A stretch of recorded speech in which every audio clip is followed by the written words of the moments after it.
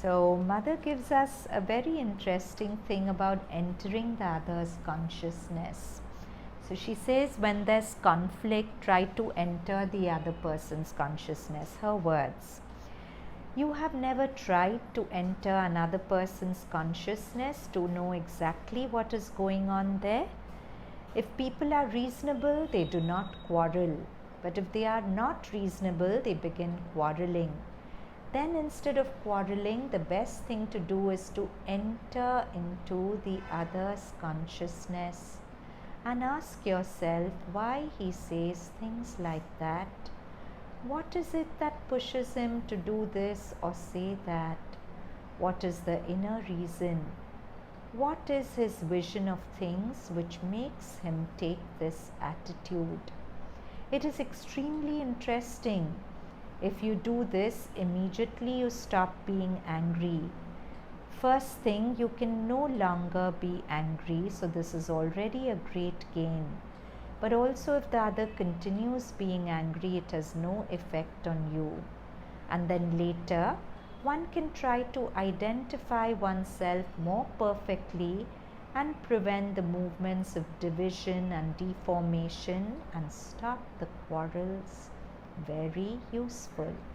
So we may think, how can I enter the other person's consciousness? I don't have the capacity to.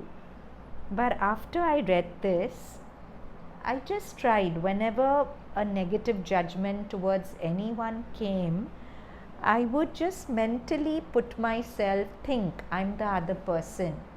Why is the person behaving like this? And it was quite uncanny. Maybe a reason would come. Now, maybe that reason is my mental projection. I don't know. But immediately when the reason would come, the negative judgment would drop. It's quite interesting. See, when somebody is very negative to you, you get very egoistic. Egoistic means you only think about yourself. I'm feeling hurt, I'm feeling this, I'm feeling that. If nothing else, this will at least take you out of your ego. Just put yourself in that person's thought, in that person's shoes, and try and think, why is this person behaving like this? It's a beautiful exercise.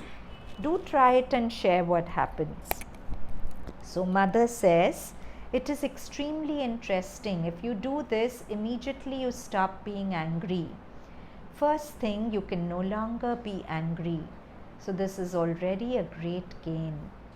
But also, if the other continues being angry, it has no effect on you.